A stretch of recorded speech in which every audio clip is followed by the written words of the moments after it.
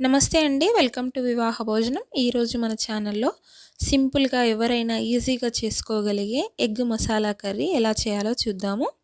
మన ఛానల్‌ని కొత్తగా చూసేవారు సబ్స్క్రైబ్ చేసుకొని బెల్ ఐకాన్‌ని యాక్టివేట్‌లో పెట్టుకోండి. అప్పుడే వీడియోలన్నీ మీ దగ్గర వరకు వస్తాయి. ఈ కర్రీ చాలా అంటే చాలా బావుంటుందండి. అలాగే చపాతీలోకి, రైస్‌లోకి, పుల్కాలోకి వీటన్నిటిలోకి కాంబినేషన్‌గా చాలా బావుంటుంది. పెద్దగా మసాలాలు కానీ, ఇంకా వేరే ఏవి నూరి చేయాల్సిన పని లేదు. చాలా అంటే చాలా ఈజీగా చేసుకోవచ్చు. బ్యాచిలర్స్‌కైతే చాలా అంటే చాలా యూజ్‌ఫుల్ వీడియో అండి. తప్పకుండా ఎండింగ్ వరకు చూసి మీ ఫీడ్‌బ్యాక్‌ని తెలియజేయండి. ఈ ఎగ్ కర్రీ కోసం నేను ఇక్కడ ఒక పెద్ద సైజు ఉల్లిపాయని సన్నగా తరిగి పెట్టుకున్నాను. అలాగే 4 పచ్చిమిరపకాయలని కూడా ఇలా స్లిట్ చేసి పెట్టుకున్నాను. ముందుగా స్టవ్ పై ఒక వెడల్పాటి ప్యాన్‌ని పెట్టుకొని దాంట్లోకి ఒక 3 టేబుల్ స్పూన్ల ఆయిల్ వేసుకోవాలి. ఎగ్ కర్రీకి గానీ, చికెన్‌కి గానీ ఎప్పుడైనా కొంచెం ఆయిల్ ఎక్కువగానే పడుతుంది. ఇప్పుడు దీంట్లోకి హాఫ్ టేబుల్ స్పూను జీలకర్ర వేసుకోవాలి. జీలకర్ర కాస్త చిట్లిన తర్వాత మనం ముందుగా కట్ చేసి పెట్టుకున్న 4 పచ్చిమిరపకాయలు వేసుకొని కొంచెం అటు ఇటు కదుపుతూ వేయించుకోవాలి. ఇప్పుడు కట్ చేసి పెట్టుకున్న ఆనియన్స్ కూడా వేసి వీటన్నిటిని బాగా కలిసేలాగా ఆయిల్‌లో ఫ్రై చేసుకుంటూ ఉండాలి. ఆనియన్స్ తొందరగా వేగడానికి నేను ఇక్కడ half teaspoon salt add చేస్తున్నా. సాల్ట్ వేసి కలపడం వల్ల మనకి ఆనియన్స్ అనేవి తొందరగా పింక్ కలర్‌లోకి మారిపోతాయి. ఆనియన్స్ అన్నీ బాగా మగ్గిపోయిన తర్వాత ఇందులోకి 1 టీ స్పూన్ అల్లం వెల్లుల్లి పేస్ట్ వేసి అది కూడా బాగా కలుపుకోవాలి.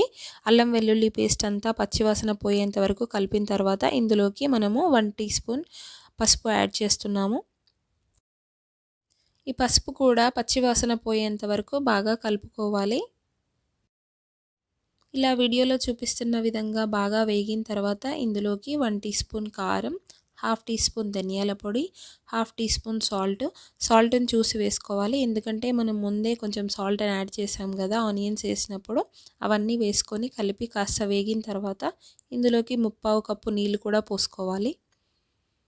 ఈ మసాలాలు, ఆనియన్స్, వాటరు అంతా బాగా కలిసేలా ఒకసారి కలుపుకొని మూత పెట్టుకోవాలి. ఈ మూత పెట్టి మనము ఒక 2 బాయిల్స్ రానివ్వాలి. అంటే బాగా ఉడకనిచ్చేయాలి. ఇక్కడ పైన వీడియోలో కనిపిస్తుంది కదా, అలా వీడియోలో కనిపించేలాగా బాగా ఉడికిన తర్వాతకి ఇందులోకి మనము ఒక 4 ఎగ్స్ తీసుకొని పగలగొట్టుకొని అందులోకి వేసుకోవాలి. చూసారా, ఇలా మొత్తం ఆయిల్ పైకి తేలిన తర్వాతే వేసుకోవాలి. ఆయిల్ పైకి తేలక ముందు మనం ఎగ్స్ వేసేస్తే అంత టేస్టీగా ఉండదు కర్రీ. ఇలా చేసేటప్పుడంతా మంటని మీడియం ఫ్లేమ్‌లోనే పెట్టుకోవాలి. అప్పుడే మనకు కర్రీ అనేది బాగా వేగుతుంది. ఒకసారి ఎగ్స్ మొత్తం వేసుకున్న తర్వాత మనము దానిపైన కొంచెం సాల్ట్‌ని స్ప్రింకిల్ చేసుకోవాలి. లేదు అనంటే ఎగ్స్ చప్పగా ఉంటాయి. ఇప్పుడు మంటని లో ఫ్లేమ్‌లో పెట్టి మూత పెట్టుకొని ఒక 2-3 నిమిషాలు ఉడకనిస్తే ఇలా వీడియోలో చూపిస్తున్నట్లుగా అవుతాయి. వీటిని ఒక్కొక్కటిగా మనము టర్న్ చేసుకోవాలి ఇంకో సైడ్‌కి.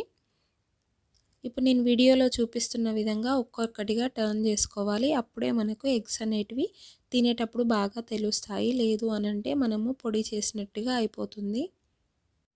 ఇలాగే అన్నీ టర్న్ చేసుకున్న తర్వాతకి వాటన్నిటిని ఒక్కసారి మనం సర్దుకొని మళ్ళీ మూత పెట్టి ఒక 2-3 నిమిషాలు ఉడకనివ్వాలి. అప్పుడే మనకి రెండో వైపు కూడా ఎగ్స్ అనేటివి బాగా ఉడుకుతాయి. చూసారా, ఆయిల్ అంతా సపరేట్ అవుతున్నట్టుగా తెలుస్తుంది కదా. ఇప్పుడు ఇందులోకి half teaspoon garam masala వేసుకొని ఒక గుప్పెడు కొత్తిమీర కూడా కట్ చేసుకొని వేసుకొని ఇంకొక వైపుకి టర్న్ చేసుకోవాలి. ఇలా అన్నీ టర్న్ చేసుకొని ఒక నిమిషం పాటు వదిలేస్తే మనకు ఎగ్ కర్రీ అనేది రెడీ అయిపోతుంది. చూసారా, అన్నీ టర్న్ చేసాం కదా. ఇప్పుడు ఒక నిమిషం పాటు మూత పెట్టుకొని ఉంచుకుందాము. అప్పుడు మనకి ఎగ్ కర్రీ అనేది రెడీ అయిపోతుంది సర్వ్ చేసుకోవడానికి. చూసారా, రెడీ అయిపోయింది. ఇప్పుడు సర్వ్ అవుట్ చేసుకొని మనకు రోటీతో కానీ, పుల్కాతో కానీ, అన్నంలో కానీ తినేసేయచ్చు.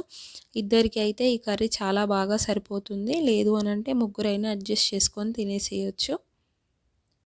చూసారా, సింపుల్గా బ్యాచిలర్స్ కూడా ఈజీగా చేసుకునేటువంటి ఎగ్ కర్రీ మీకు నచ్చినట్లయితే సబ్స్క్రైబ్ చేసుకొని బెల్ ఐకాన్ని యాక్టివేట్లో పెట్టుకోండి. అలాగే ఈ వీడియో మీకు నచ్చినట్లయితే లైక్ చేసి, షేర్ చేసి, కమెంట్ చేయడం మాత్రం మర్చిపోవద్దు. Thank you for watching.